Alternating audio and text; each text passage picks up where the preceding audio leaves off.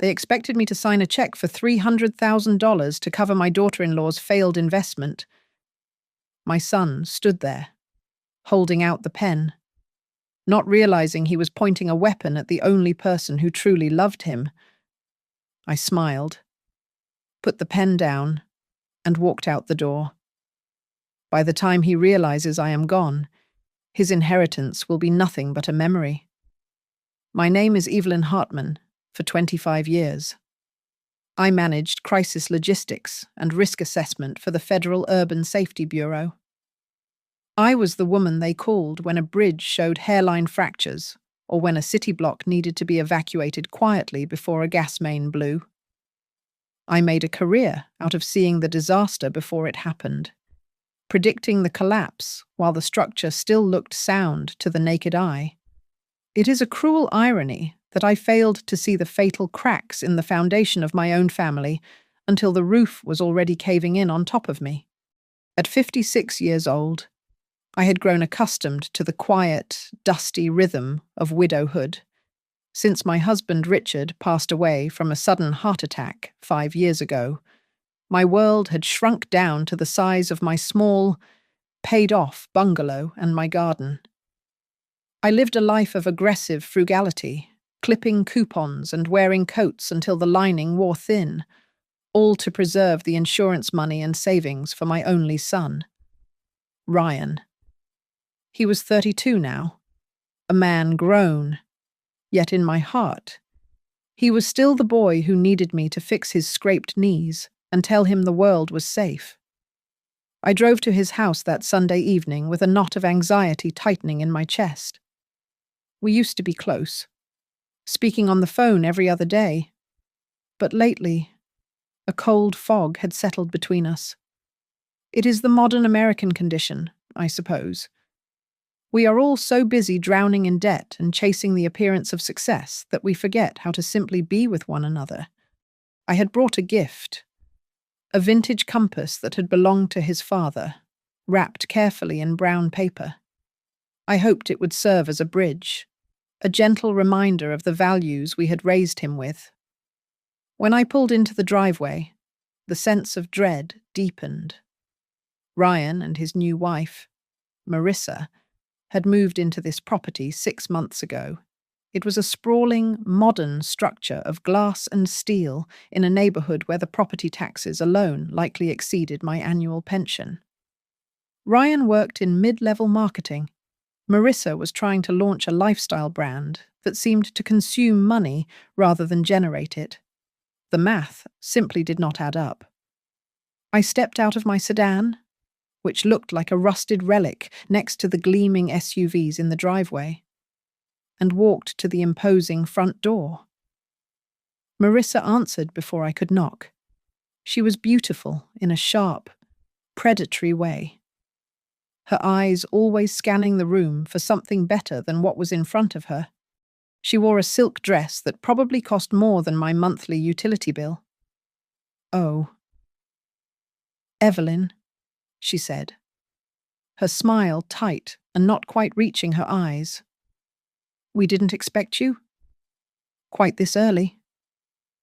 "I just wanted to see you both before dinner," I said, clutching the small gift against my coat like a shield.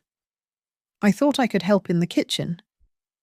"Right," she replied, stepping aside but not truly welcoming me. "Well, come in. Just don't touch the crystal on the counter. The caterers just set it." The interior was suffocatingly perfect. Italian marble floors, abstract art that likely cost 5 figures, and the smell of expensive diffusers masking the lack of any real warmth. I found Ryan in the living room, pouring an amber liquid into a glass. He looked thinner than I remembered, his eyes darting around the room as if he were looking for an exit. "Mom," he said, putting the glass down a little too hard on the coaster. "I'm glad you made it. It is good to see you." "Ryan," I said, moving to hug him. He stiffened against my touch, a reaction that sent a shard of ice through my heart. We moved toward the dining room, And that was when the true unease set in. The table was set for 4, but the arrangement was wrong. Usually, I sat at the head of the table, a position of respect Ryan had always insisted on since his father passed. Tonight, the head of the table was set with the finest crystal and a heavy, gold-rimmed plate, while my place setting had been moved to the side, squeezed near the kitchen door. It was a subtle demotion, a geographical shift in the family hierarchy that spoke louder than any shout. "Ryan," I asked, trying to keep my voice steady. "Are we expecting someone else?" He exchanged a quick, nervous glance with Marissa, wringing his hands together. "Yes. Actually, Marissa's dad is coming. We have some things to discuss. Important things." My stomach turned. I saw the way Marissa looked at me, a mixture of impatience and calculation. I saw the sweat beading on Ryan's upper lip. This was not a family dinner. This was a boardroom meeting, and I was not the chairman. I gripped the small wrapped box in my pocket, the compass suddenly feeling heavy and useless. I tried to force the panic down. Mothers always worry too much. Ryan loved me. He was my son. He would not hurt me. But as I looked at the luxury surrounding us, the crushing debt it surely represented, and the nervous energy radiating off my son, my training from the bureau kicked in. I was looking at a structure on the verge of collapse. I just did not know yet that I was the one expected to be the pillar they would crush to keep it standing. The silence in the dining room was not the peaceful quiet of a family sharing a meal. It was the suffocating, heavy stillness that precedes a detonation. The only sounds were the scraping of silver forks against porcelain and the ticking of the grandfather clock in the hall. Ryan refused to look at me. He kept his eyes fixed on his plate, pushing a piece of roasted duck around as if he were trying to hide something beneath the garnish. I sat near the kitchen, a spot usually reserved for guests who were not staying long, while the head of the table, the seat of honor that had been mine since the day Richard and I built our first home, remained empty. It stood there like a gaping mouth, waiting to be fed. Then, the heavy oak front door swung open without a knock. "Sorry I'm late." Traffic on the interstate was a nightmare. A booming voice echoed through the foyer. Calvin Stone walked in, bringing a gust of cold air and the scent of expensive cigars with him. He was a large man, broad-shouldered and imposing, with a face that had not softened with age. My stomach twisted. Calvin had been Richard's fiercest rival in the logistics sector 30 years ago. He was a man who cut corners where Richard built foundations, a man who valued profit over safety. Seeing him here, in my son's home, felt like a violation of my husband's memory. Ryan practically leapt from his chair. The lethargy and nervousness he had shown me vanished, replaced by a frantic, obsequious energy that made me cringe. "Calvin, it is so good to see you," Ryan said, his voice pitching a little too high. "Here, let me take your coat. Please, come in. The wine is breathing. It is the 98 vintage you like." I watched, stunned, as my son fawned over this man. Ryan took Calvin's coat with the reverence of a servant handling royalty. He guided Calvin toward the dining room, ignoring me completely. "Evelyn?" Calvin said, nodding at me with a smirk that felt more like a sneer. "Still hanging around. I see." "Hello, Calvin?" I replied, my voice steady despite the tremor in my hands. Ryan pulled out the chair at the head of the table. "My chair. Please, Calvin. Sit here. Best view of the garden." Calvin sat down, spreading his arms wide, claiming the space as if he held the deed to the property. Ryan immediately poured him a glass of wine, filling it to the perfect level, before rushing to fetch Calvin a fresh napkin. He did not even glance in my direction to ask if I needed anything. "This table is a bit tight," Calvin grumbled, placing a heavy leather portfolio onto the pristine white tablecloth. He shoved my water glass aside with the back of his hand, not caring that it wobbled perilously close to the edge. "I need room to spread out the projections if we are going to fix this mess." Ryan turned to me, his face flushing with a mix of embarrassment and determination. "Mum, would you mind moving to the breakfast nook, just so Calvin has enough space to work? The lighting is better there anyway." The request hung in the air, heavy and poisonous. The breakfast nook was a small counter in the corner of the kitchen, meant for quick coffees, not a family dinner. He was asking me to leave the table entirely, to sit like a servant while the men talked. "Ryan," I said softly, keeping my hands clasped on the table to hide their shaking. "I am your mother. I am having dinner with my family. I am not moving to the kitchen counter." Marissa let out a sharp, theatrical sigh. "Oh, for God's sake. It is just a seat. Evelyn, do not make this about you. Mom, please," Ryan said, his voice dropping to a harsh whisper. "Do not embarrass me right now. We have serious business to discuss. Just move." I stayed rooted to my chair, staring up at him, searching for the boy who used to cry when I left the room. I saw no trace of him. "No, I will not." Ryan's patience snapped, in a motion so sudden it made Marissa gasp. He marched over to my chair. He did not ask again. He reached down and grabbed my upper arm. His grip was not gentle. It was the grip of a man handling an obstacle. I said, "Get up!" He hissed through gritted teeth. He yanked me upward. The force was unexpected, and my heel caught on the leg of the chair. I stumbled, my hip colliding painfully with the edge of the table as I fought to regain my balance. The room spun for a second. I stood there, clutching my side, looking at my son. He was not checking to see if I was hurt. He was glaring at me, annoyed that my stumbling had caused a disruption.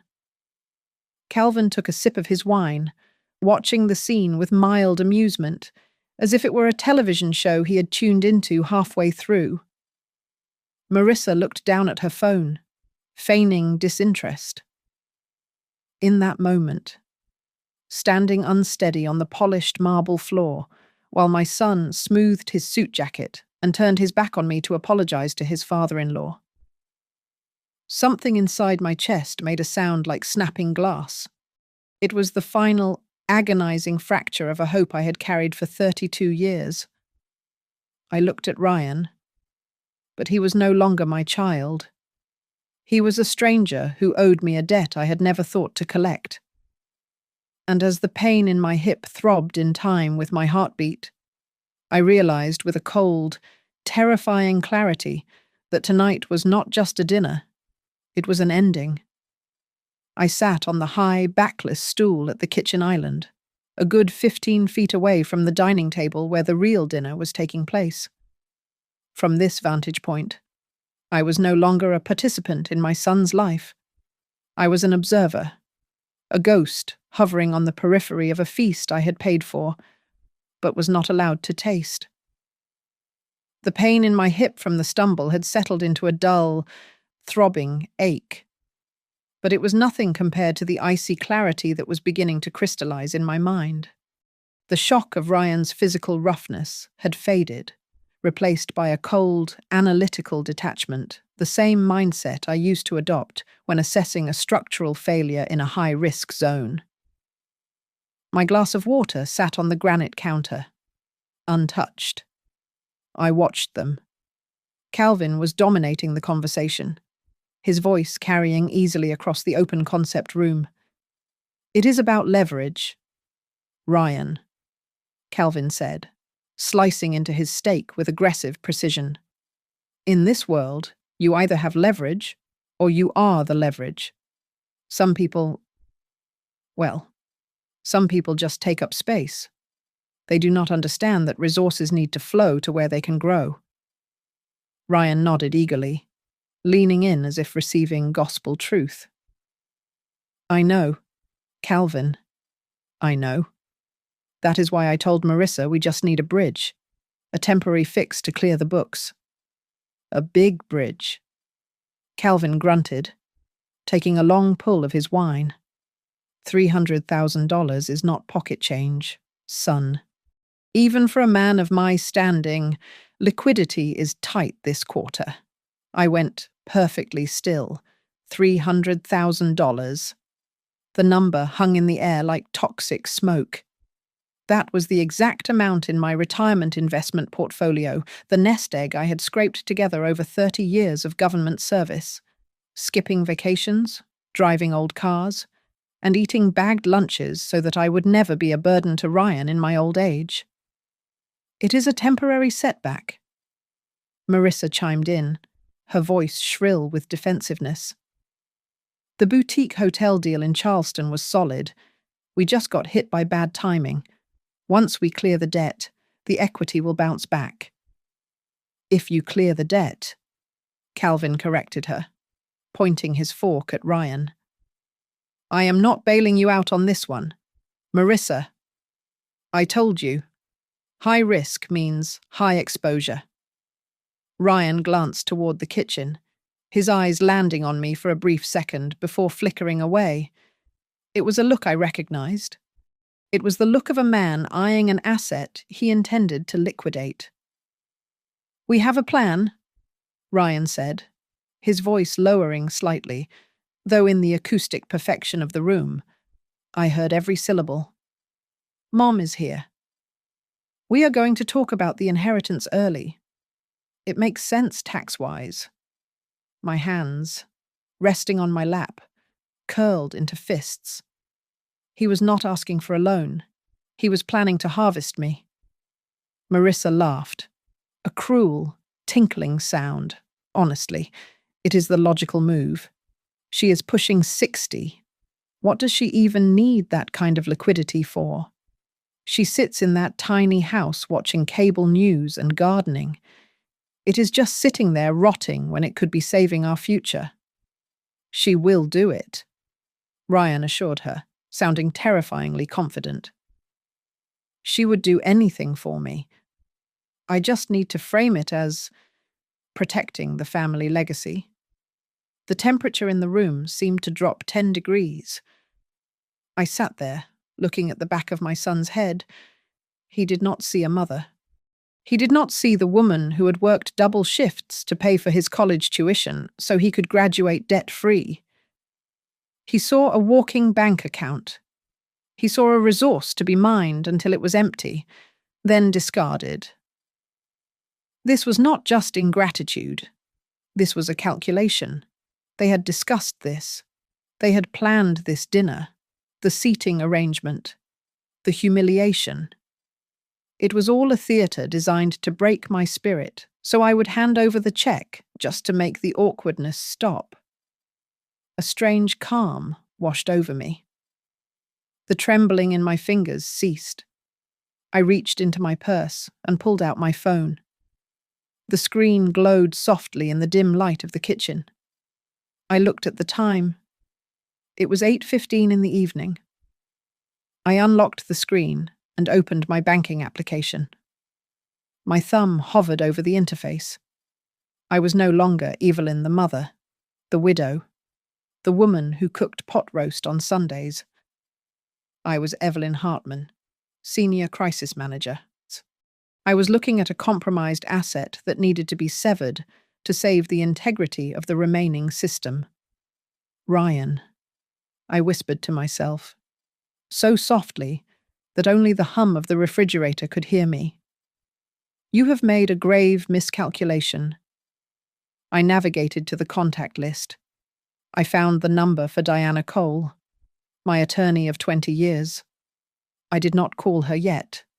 I simply stared at the name, formulating the sequence of events that would need to occur over the next 12 hours. The plan formed in my mind with the intricate precision of a demolition schedule. If they wanted my money, they would find that it was locked behind a vault door they did not have the combination for. And if they thought I was helpless, they were about to learn that the most dangerous thing in the world is a woman who has nothing left to lose but her dignity. I slipped the phone back into my pocket and took a sip of water. It was cool and crisp. I watched my son laugh at something Calvin said, oblivious to the fact that the ground beneath his feet was already beginning to crumble. I slid off the kitchen stool, my movements as silent as a shadow. In the dining room, Calvin was laughing at something, a raucous, booming sound that grated against my nerves like sandpaper.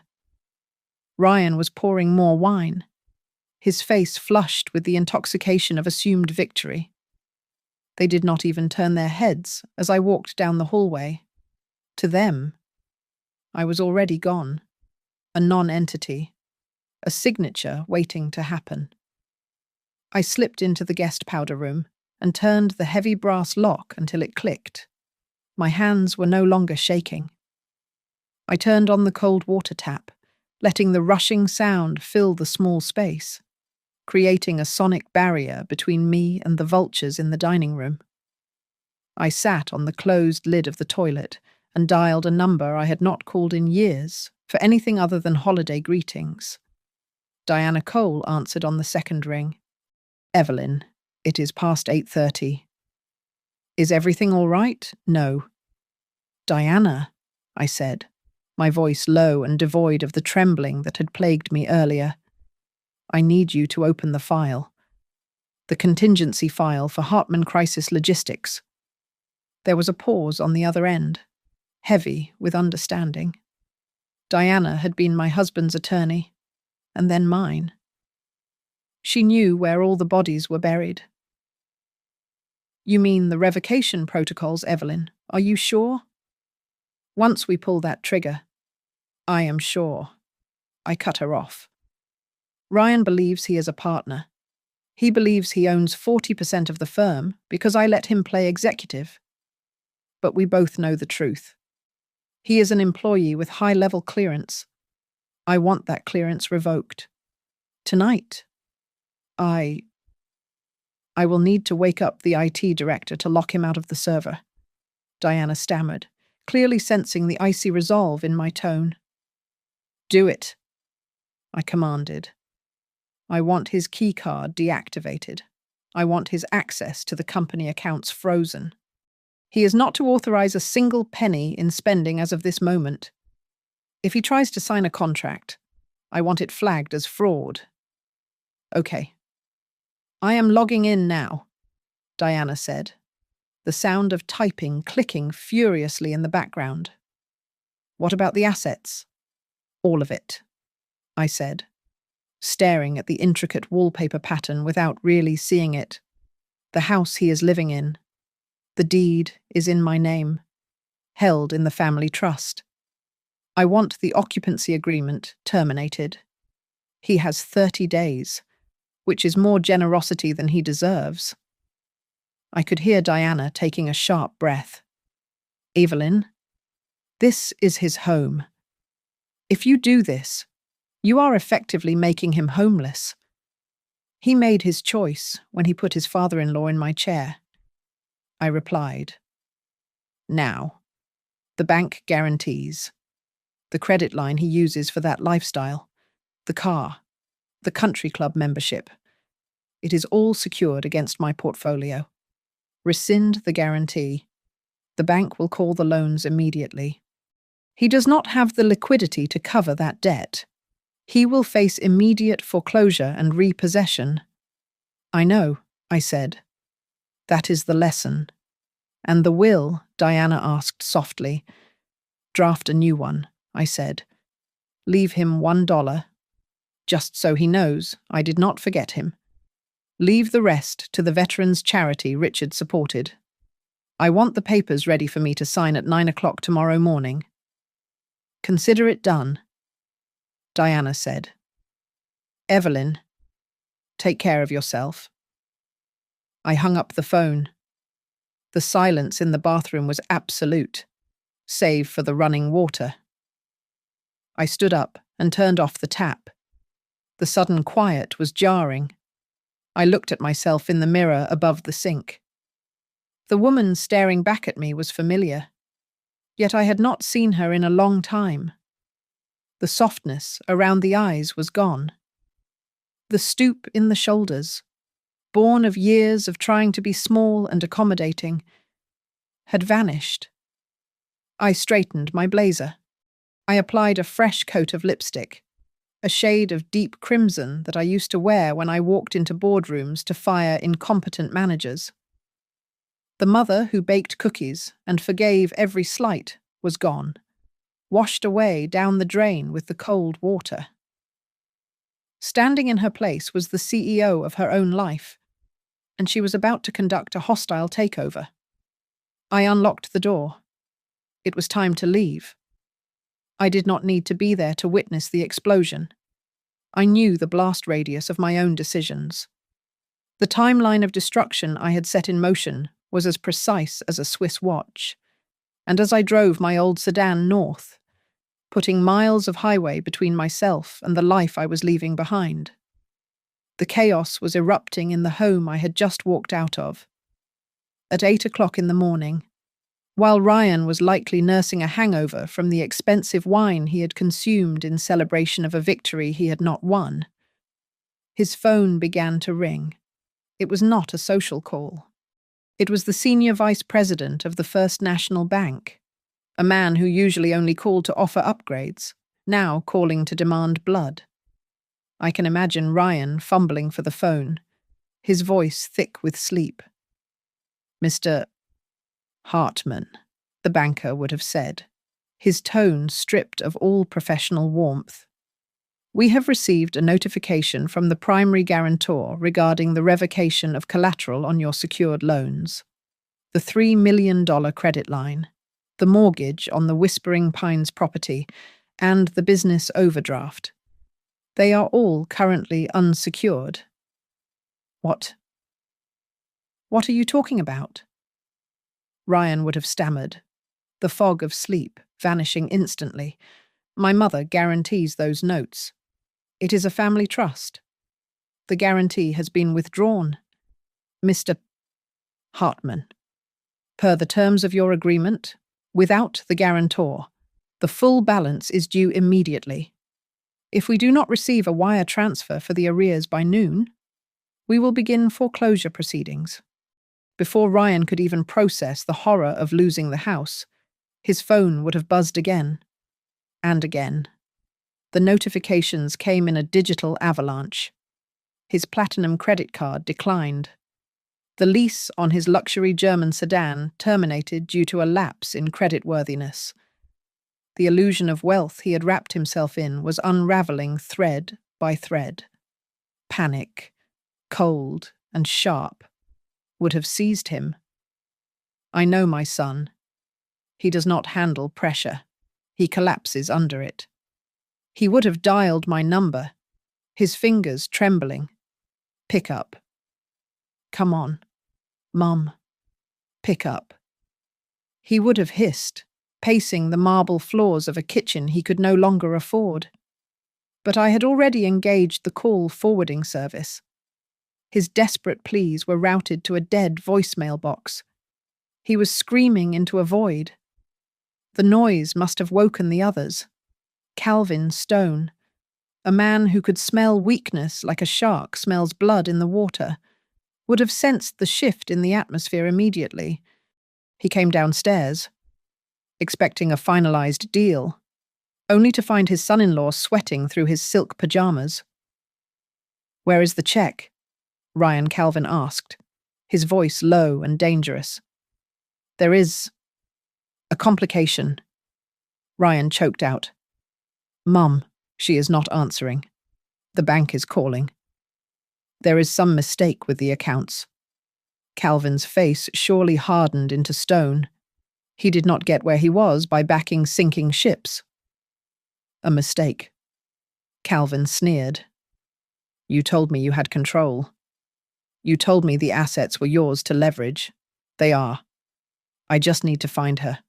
You are pathetic. Calvin spat, grabbing his coat. Do not call me until you have the money. Actually, do not call me at all. Marissa, realizing that her $300,000 debt was now solely her problem again, would have turned on him with the ferocity of a trapped animal. You said she would pay. She shrieked, throwing a decorative vase to the floor. You promised me. What am I supposed to do now? Ryan fled the house. He drove to the one place where he felt powerful, the headquarters of Hartman Crisis Logistics. He needed to access the company accounts, to move funds, to stop the bleeding. He sped toward the glass building, believing that at least there, he was still the boss. He ran to the private elevator, jamming his thumb against the biometric scanner. Access denied. A red light flashed, mocking him. What Ryan gasped, slamming his hand against the panel. Open, damn it, open. He pulled out his keycard, swiping it frantically. Access denied. Mr. Hartman. Ryan spun around.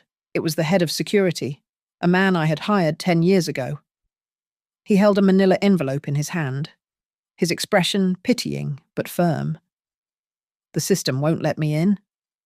Jerry. Override it, Ryan commanded, trying to muster authority he no longer possessed. I can't do that. Son, Jerry said softly. Your clearance has been revoked. By order of the majority shareholder. My mother. Ryan whispered, the colour draining from his face. She left this for you, Jerry said, handing him the envelope. Ryan tore it open. Inside was a single sheet of paper. It was a formal notice of termination of employment and removal from the board of directors, effective immediately. He was locked out.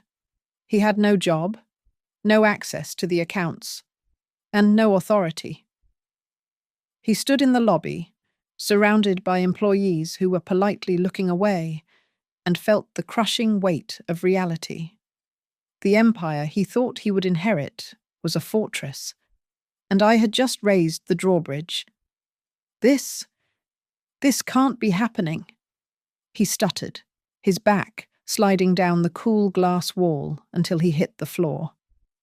He sat there, a 32-year-old man in a bespoke suit, sobbing in the lobby of a building he used to think he owned, while his world dissolved into dust.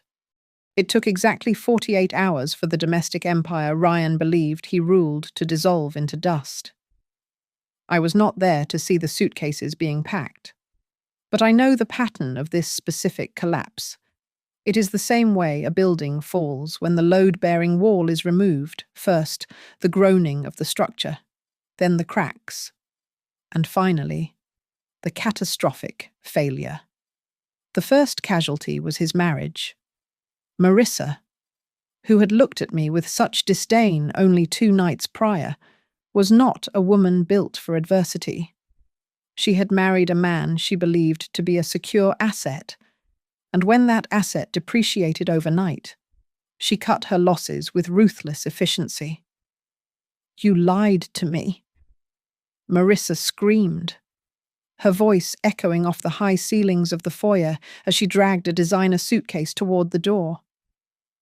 You said you had the money secured. You said she was a sure thing. Ryan stood at the bottom of the stairs, wearing the same wrinkled clothes he had worn to the office the day before. He looked small, diminished by the sheer scale of the disaster engulfing him. Marissa? Please. We can fix this, he begged, reaching out a hand that she slapped away. It is just a misunderstanding.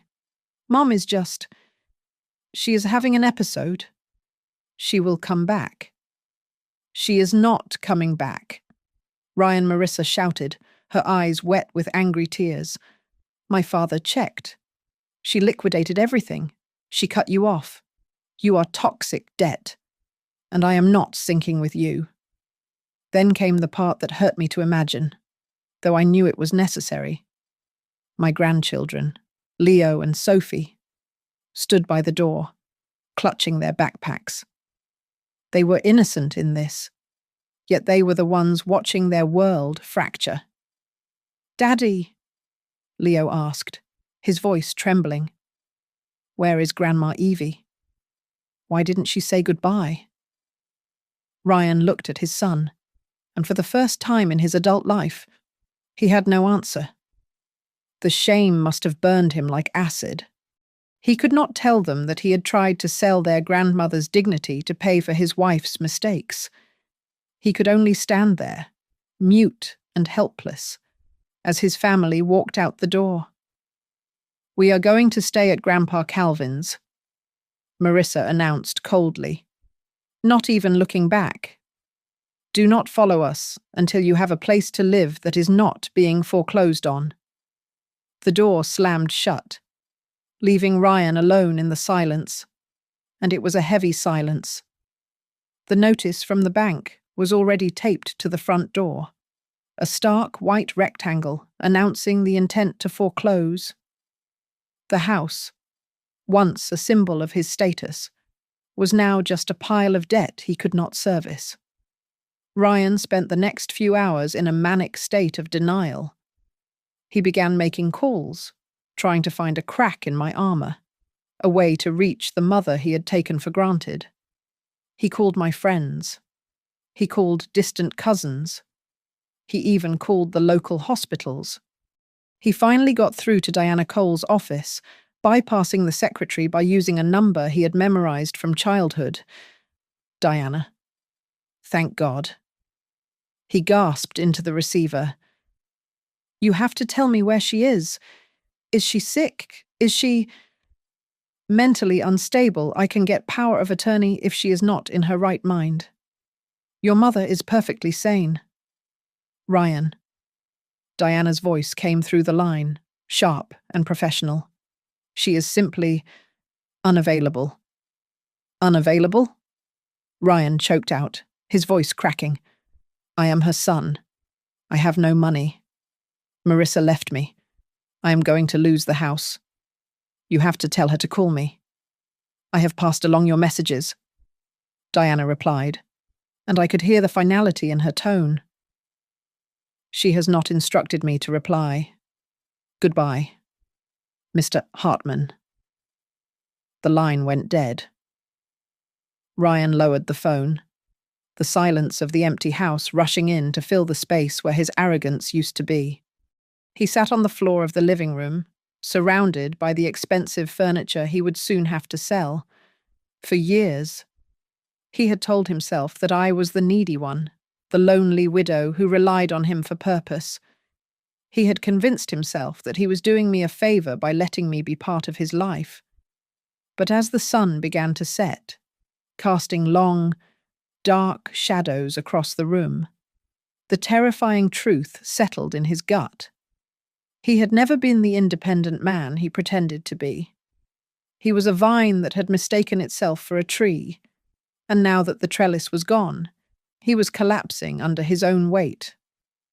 He looked at his phone, willing it to ring, willing my name to appear on the screen. But it remained dark. A new, cold fear gripped him, tighter than the anxiety about the money. Mom, he whispered into the empty air. He realized then that I had not just gone on a trip. I had erased myself from his life.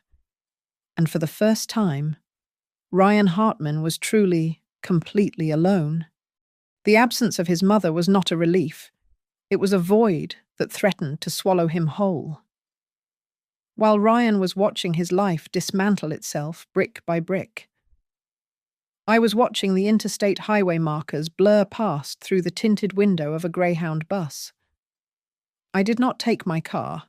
License plate readers are everywhere these days, and I did not want to be found.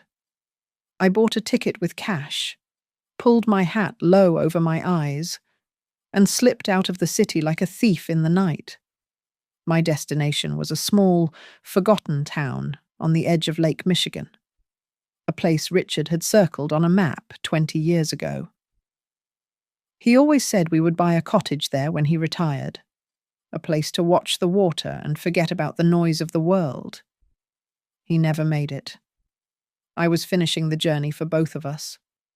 I found a cabin rental that took cash up front for 6 months.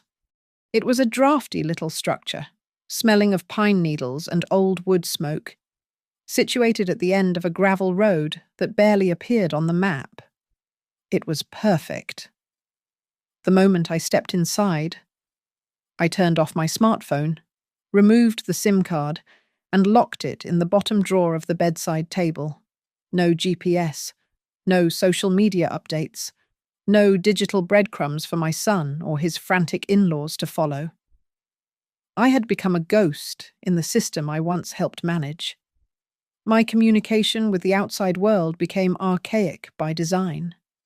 I wrote letters to Diana and my personal accountant by hand, sealing them in plain envelopes and driving to a post office 3 towns over to mail them. Please proceed with phase 2 of the liquidation, I wrote in my steady script, the ink soaking into the paper. Do not disclose my location under any circumstances. If he asks, you know nothing. Days turned into weeks, and for the first time in decades, my schedule was entirely my own. I woke up when the sun hit the water, not when an alarm clock screamed at me to handle a crisis. I read paperback books I had bought at a local thrift store for 50 cents each. I planted a small winter garden, feeling the shock of the cold, wet earth under my fingernails.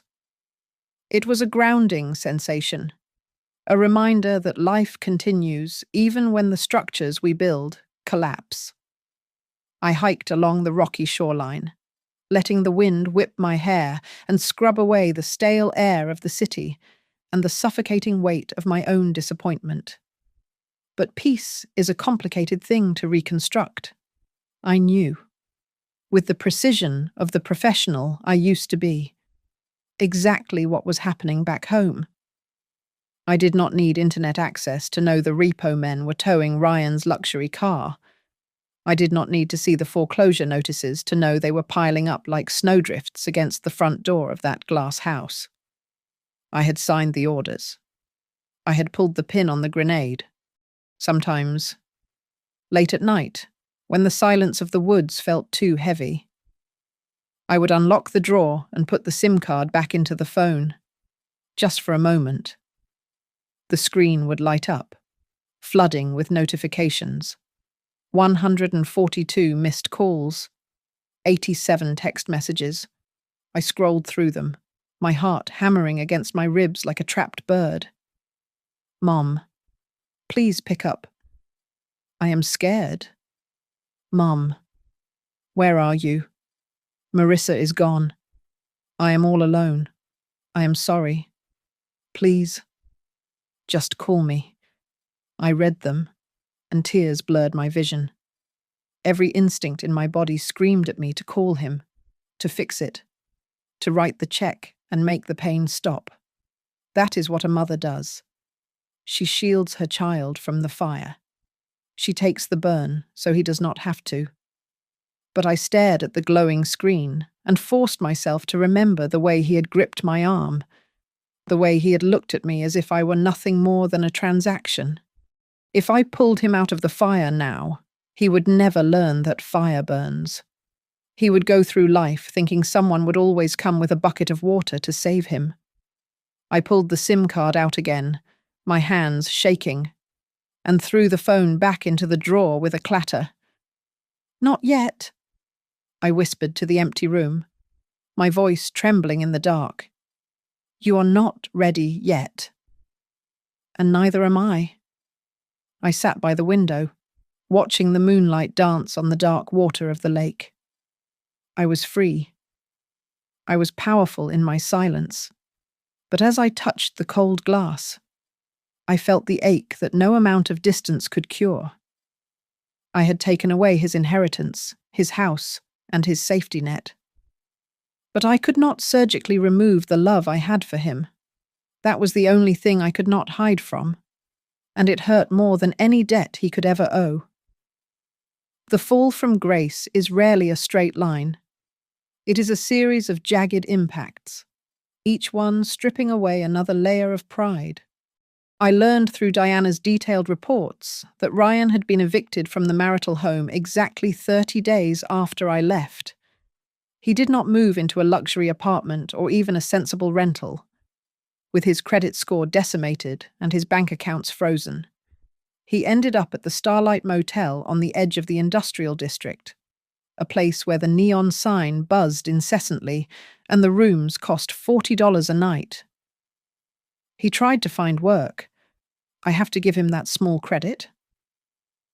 He put on his one remaining good suit and walked into the offices of our competitors, men who had shaken his hand at galas just months before.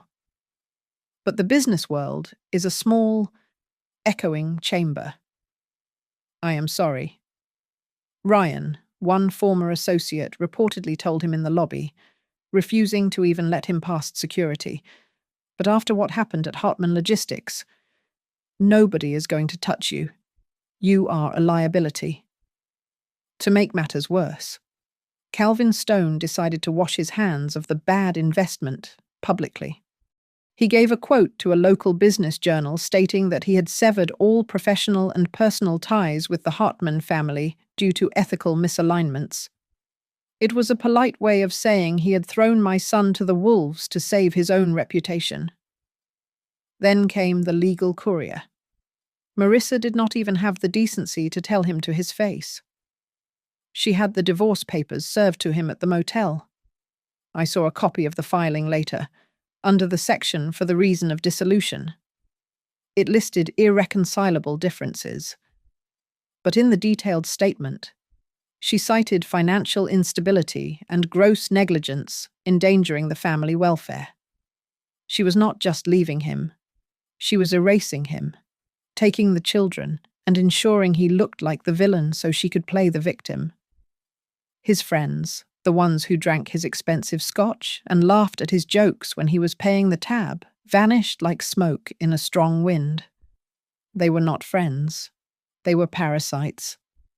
And the host was now dry, isolated, humiliated, and living in a room that smelled of stale tobacco and desperation. Ryan turned to the only comfort he could afford. He bought cheap whiskey and drank until the reality of his life blurred into something manageable. It was on a Tuesday night, 3 weeks after my departure, that my phone began to light up. I had the ringer off, but the screen pulsed in the darkness of my cabin like a warning beacon. It started at 11 o'clock at night. You think this is funny? His voice slurred in the first voicemail, the transcription software on my phone capturing the jagged edges of his rage. You think you are teaching me a lesson. You are ruining my life. You are a terrible mother. I did not listen to the audio. I just read the text preview, my heart hardening with every hateful word. 10 minutes later, another message, then another. 37 voicemails in the span of 3 hours. As the whiskey took hold and the anger burned itself out, the tone shifted. The rage dissolved into a terrified, childlike pleading. Mom, please. I don't have anywhere to go. The text read, they took the car. I had to walk here. I am so cold. And then, near 2 o'clock in the morning, the final message. I am sorry. Mom, I am so sorry. I just want to come home. Please call me back. Please. I sat in my rocking chair by the wood stove, the blanket pulled tight around my shoulders. The urge to pick up the phone was a physical ache, a sharp pain in the center of my chest. I wanted to tell him it would be okay. I wanted to wire him money for a hotel. I wanted to drive there and pick him up. But I forced my hand to stay in my lap. I knew that if I saved him now, while he was drunk and desperate, he would only learn that his mother was a safety net that would always catch him. He would never learn to build his own floor. I opened the settings menu on my phone. With a trembling finger, I selected his number and added it to the auto-filter list. The next time he called, the phone would not even light up. To the rest of the world, Evelyn Hartman was a missing person. My neighbors back in the city were likely whispering about foul play. Ryan's family probably thought I was dead in a ditch somewhere. They did not know that I was sitting in a warm cabin, drinking herbal tea and watching the sunrise over the lake, finding a peace I had not known in 20 years. I was not missing. For the first time in my life, I was exactly where I needed to be, and I was letting my son find his own way out of the dark, even if he had to crawl on his hands and knees to do it. The silence from my end was a void, and initially, Ryan tried to fill it with noise, angry voicemails, desperate texts, and self-pity. But when the noise yielded no echo, he was forced to sit with the only thing left his own history. Diana told me that during those long, lonely nights in the Starlight Motel, Ryan began digging through his digital archives. He found a folder of emails I had sent him during his college years, messages he had likely skimmed and forgotten at the time.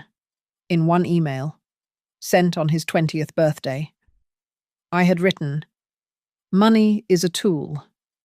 Ryan, not a foundation. If you build your identity on what you can buy, you will collapse the moment the market turns. Character is what is left when the wallet is empty." I imagine him reading those words on his cracked laptop screen, the neon light from the motel sign flickering outside his window, finally understanding that I had been trying to vaccinate him against this very disease for years. Necessity is a brutal but effective teacher. With his reputation in the corporate sector in tatters, Ryan stopped looking for a career and started looking for survival.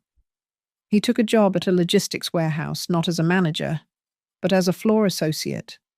For the first time in his life, my son was lifting boxes instead of signing invoices. He was clocking in at 5 in the morning and working 10-hour shifts on concrete floors that made his bones ache. The transformation was physical and immediate.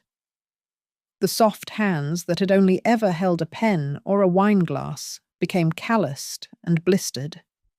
He lost the extra weight he had gained from years of business lunches and sedentary luxury.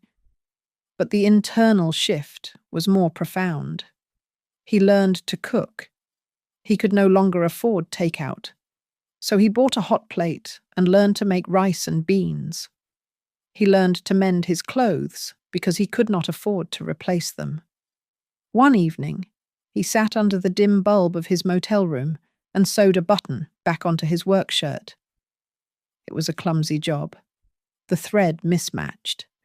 But as he bit the end of the thread to cut it, he must have remembered the hundreds of times he watched me do the exact same thing at our kitchen table. He finally understood that my frugality was not a lack of ambition. It was an act of love to save every penny for him. 6 months after I vanished, a letter arrived at my P.O. box.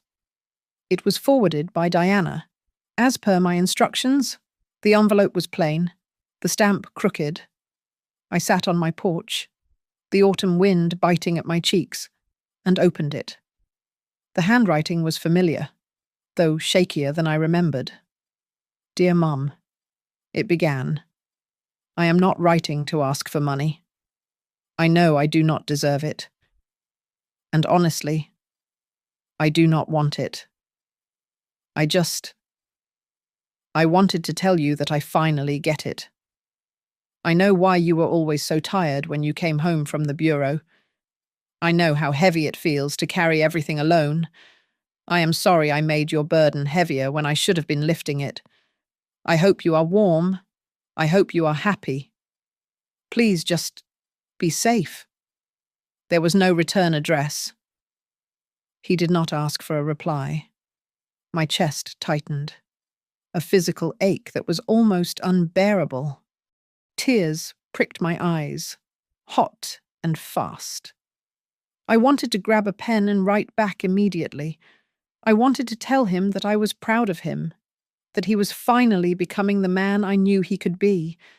I wanted to send him a check to get him out of that motel. But I lowered the letter and stared out at the grey water of the lake. If I answered him now, I would interrupt the process. He was like a butterfly, fighting to get out of a chrysalis. If I cut the cocoon open to help him, his wings would never be strong enough to fly. He needed to sit in that loneliness a little longer. He needed to know that he could survive the winter without me. I folded the letter carefully and placed it in a wooden box on my mantel, right next to his father's picture. I did not write back. The seasons changed, the leaves fell, and the snow came. Ryan continued to work at the warehouse. He was promoted to shift lead, not because of his name, but because he showed up early and stayed late. He was building a life from the ground up, using his own sweat as mortar. My silence was no longer a punishment. It was the fuel for his engine. He was proving to himself that he existed outside of Evelyn Hartman's shadow. This was no longer a story about revenge. Revenge is about inflicting pain for the past. This was about regeneration. By destroying the son he thought he was entitled to be, I was giving him the chance to become the man he was meant to be. And from my cabin in the woods, I waited, watching the snow fall, knowing that the hardest part of love is not holding on, but knowing exactly when to keep your hands in your pockets. Exactly 1 year to the day since I walked out of my son's life. The calendar on my cabin wall turned to December. The snow was piling up against the window pane, thick and silent, much like the wall I had built between myself and my past. I sat by the fire, holding a mug of steaming tea, waiting for a text message that I knew would come at exactly 10 o'clock in the morning. Hundreds of miles away, in the city I used to call home. Ryan was walking into the glass-walled lobby of Diana Cole's law firm. He was not wearing the bespoke Italian suit he had worn on that fateful night. Diana later told me he was wearing a simple, off-the-rack jacket and slacks that had seen better days. But his shirt was pressed, and his shoes were shined. He did not storm past the receptionist or demand to see a partner. He sat in the waiting area, hands folded in his lap, and waited for his name to be called. When Diana opened the door to her office, Ryan stood up immediately. His eyes darted past her shoulder, scanning the room, hungry for a glimpse of grey hair or a familiar coat. "She is not here." "Ryan," Diana said gently, closing the door behind him. Ryan slumped slightly, the air leaving his lungs. "I thought maybe. She asked me to meet with you." Diana interrupted, walking behind her mahogany desk. She opened a drawer and pulled out a thick, cream-coloured envelope sealed with red wax. "She wanted you to have this. But there is a condition. You are to open it only after you have left this building. If you open it in the lobby, the contents become void." Ryan took the envelope. His hands, once soft and manicured, were now rough and scarred from months of manual labour in the warehouse. He looked at the seal, his thumb tracing the edges. Is it legal papers?" Ryan asked, his voice tight. "Is she finally disowning me for good? Go outside." "Ryan," Diana said, her face giving nothing away. He walked out of the office, down the elevator, and stepped onto the busy city sidewalk. The winter wind was biting, cutting through his thin coat, but he did not seem to feel it. He stood near a street lamp, ignoring the rush of pedestrians pushing past him. With trembling fingers, he broke the wax seal. Inside, there was no check. There was no deed to a house. There was a single sheet of handwritten stationery and a stapled document. He read the letter first. My words were concise. Ryan, I have received your letters. I know you are working. I know you are living within your means. You have survived the fall, which is the first step to becoming a man. But survival is not success. Character is not built in a day, and trust is not rebuilt with apologies. You are on the right track, but you have a long road ahead. He flipped the page to the stapled document. His eyes widened. It was an employment contract. I had used the last of my liquid capital to quietly fund a small startup firm, Phoenix Risk Management. I was the silent partner. No one knew I was behind it. The contract in Ryan's hand was an offer for a position junior logistics coordinator. The salary was entry-level. The benefits were standard. There were no stock options, no executive suite, and no company car. At the bottom of the contract, I had attached a yellow sticky note. If you want to rebuild your life, you will do it from the ground up. You report to Mr. Henderson at 8 o'clock Monday morning. He does not know you are my son, and he will fire you if you are late.